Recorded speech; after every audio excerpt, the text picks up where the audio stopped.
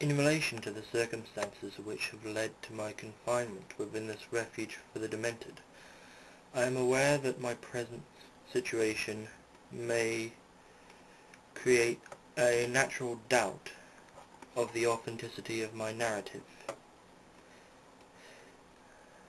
It is unfortunate.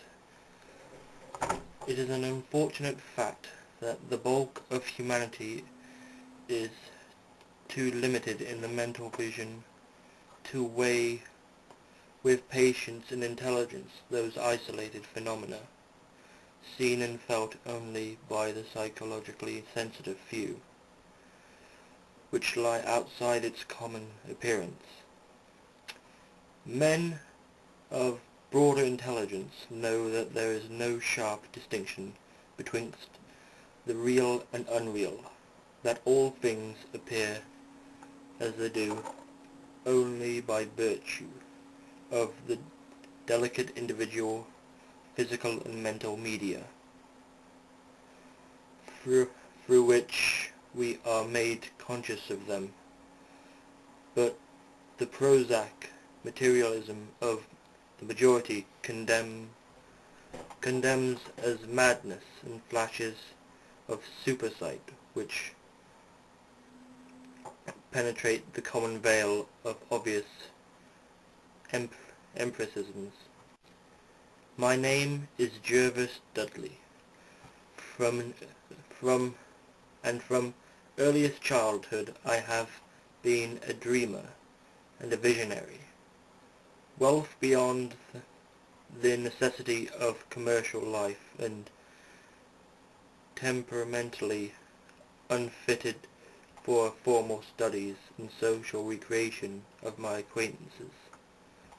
I have dwelt ever in realms apart from the visible world, spending my youth and adolescence in ancient and little-known books, and in roaming the fields and groves of the region near my ancestral home. I do not think that what I read in these books or saw in these fields and groves was exactly what other boys read and saw there. But of this I must say little, since detailed speech would but confirm those cruel slanders upon my intelligence which I sometimes overhear from the whispers of the stealthy and attendants around me. It is sufficient for me to relate events without analyzing causes. I have said that I dwelt apart from the visible world, but I have not said that I dwelt alone. This no human creature may do for lacking the fellowship of the living. He inadvertently draws upon the companionship of things that are not or are no longer living. Close by my home lies a singular wood and hollow, in whose twilight deeps I spent most of my time, reading, thinking, and dreaming. Down its moss-covered slopes my first steps of infancy were taken, and around its grotesquely gnarly oak trees my first fancies of boyhood were woven. Well did I come to know of the presiding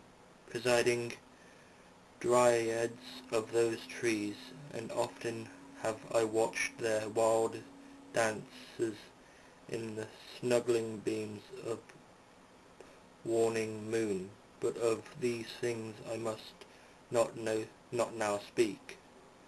I will tell you only the lone tomb in the darkness of the hillside thickets, the deserted tomb of the Hades, an old and exalted family whose last direct descendants had been laid within its black recesses many decades before my birth. The vault to which I refer is ancient granite, weathered and discoloured by the mists and dampness of generations excavated back into the hillside. The structure is visible only at the entrance. The door is ponderous and forbidding. Slabs of stone hang upon rusted iron hinges, and is fastened ajar in a queerly sinister way by means of heavy iron chains and padlocks according to a gruesome fashion of half a century ago.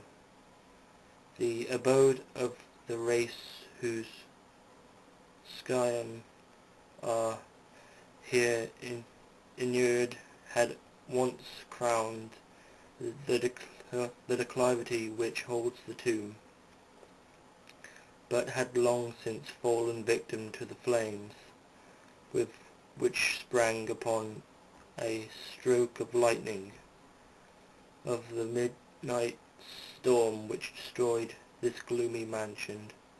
The older inhabitants of the region sometimes speak in hushed and uneasy voices, alluding to what they call divine wrath, in a manner that in later years vaguely increased, and the always strong fascination which I had felt for the forest-darkened sepulchre. One man only had perished in the fire when the last of the Hades was buried in the place of shade and stillness. The sad unful of ashes had come from a distant land, to which the family repaired, and when the mansion burned down, not one remains to lay flowers before the granite portals, and few care to brave the depressing shadows which seem to linger strangely about the water-worn stones. I shall never forget the afternoon when first I stumbled upon the half-hidden house of death.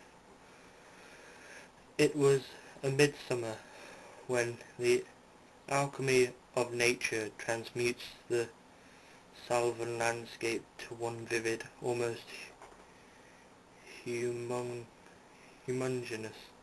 mass of green, when senses are well nigh intoxicated with the surging seas of moist verdure and the subtly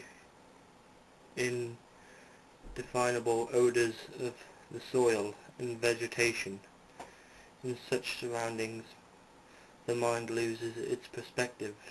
Time, space become trivial and unreal, and echoes of a forgotten prehistoric past beat insistently upon the enthralled consciousness.